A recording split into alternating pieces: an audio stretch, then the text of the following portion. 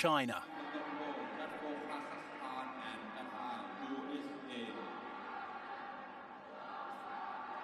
The boxer in the red corner, representing Austria, Ahmed.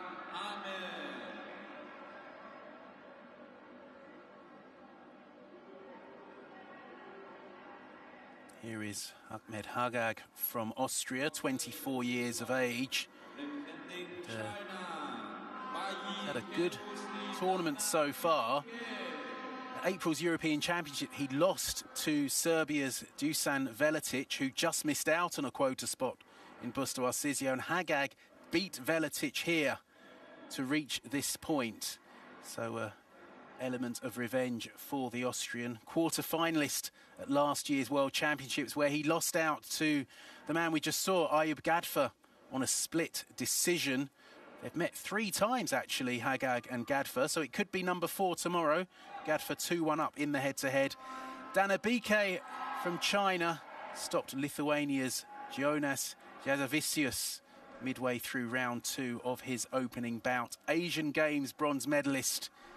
That was a quota bout, but he was knocked out by Olympic champion Bakadir Jalalov. Also quarter-finalist at last year's World Championships. And he was involved in a really dramatic quota bout in Italy. Suffered a bad cut above his eye in round 2 against Norway's Omar Shiha. And the referee deemed it was caused by a punch. They didn't even go to the scorecards. It just went to Shiha because it was a legal punch that had caused the cut. And we were all watching it, just wondering what would happen. We weren't sure how it would go, but it was Shiha who was celebrating. Bayikewuzi gets another chance here. Hopefully that eye has healed, because it's only 3-4 months ago, so should have healed up. But depending on the depth of the cut, as you say, that healing process can take time, but I'm sure it may be a target. He'll be looking to be a cut above the rest in this one, as Hagag, the Austrian, tries to bull forward there with the power shots to the body.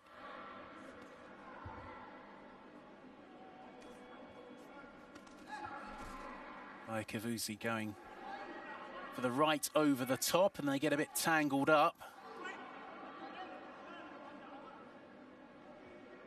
Bayikewuzi of Kazakh descent. A couple of boxers in the China team. You've got Tanglatihan, a slightly lower weight class, reached the world final last year. Asian Games champion as well, if memory serves. Hagag just being told to keep his head up.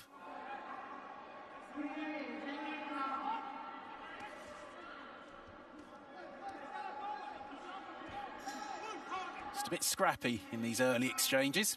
Yeah, the referee wants to let them work out of the clinch, to punch their way out of it. Bayikewuzi, obviously the taller, so just leaning on, and as you say, scrappy, but nothing scrappy about that there from Hagag. Leans in, good right again over the shoulder. That one caught again. Actually, just before they came in, for the People's Republic of China, the coaches were saying keep that right hand high. Hasn't managed to do that so far, the taller man in blue.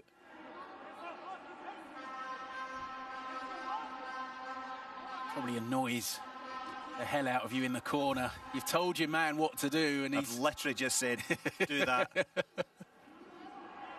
But that's what happens when you get into the maelstrom of the combat, if the game plan's not ingrained. But the fact that they're reminding you of it as a clash of heads again. You mentioned those, well, that cut, I think that cut's opened up, you know. Yeah, I think you're right. The one I mentioned.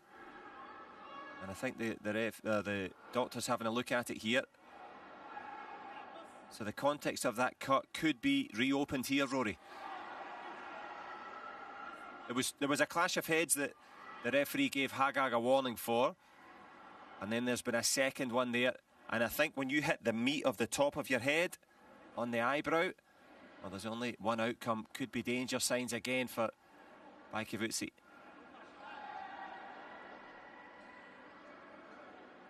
Now, if the cut does cause this fight to be stopped, we won't go to the scorecards. If it's been deemed a legal punch, then Hagag will get the decision if Bayikewuzi can't continue. If it's been judged as Hagag's fault, then I think it will go to the Chinese. Is that it? That's it. The gloves are coming off. The cut that I discussed, I talked about from Busto Arsizio, has opened up again minutes ago in round one. So it's up to the referee what caused it. If it was Hagag who caused it, Bayikewuzi will get the decision. If it was caused by a punch, Hagag will get the decision. And he did give one warning earlier on about a head clash with Hagag, and you can see he's, well, praying that it's not going to be going against him. But cutting a furlong figure is the cut by Bayikewuzi. Is that the same cut, same place? I think it is, yep. And the doctor didn't even let him continue. No. He looks disconsolate, dejected. If he does make it through, they'll need to do some running repairs so that he's fit to go. But this really is... Well, we've seen everything here now, Rory. Top-class boxing.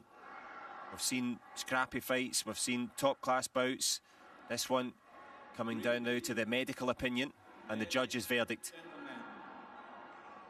The winner by split decision in the red corner, representing Austria, Hagag Ahmed. You can see on the face of both men there, Hagag knows that's not the way he wanted to win. Exactly that. Exactly that. And it's been given as a winner by points, so it has gone to the scorecards, which I'm a little surprised. And you can see the sympathy for Bayikewuzi, who must be thinking, oh, not again. And this is obviously what happened to him in Busto Arsizio. Yeah, that final prayer of thanks for Hagag, but yeah, he was cut above the eye, and he's cutting a very disappointed figure now on the way out for the People's Republic of China. But I'm glad, Rory, that you did the research, you gave us the context, you've got the know-how on it, because that was the pivotal factor. And it is a shame, but that is the nature of combat sports. That can happen. There was one initial warning for a head clash against Hagag early.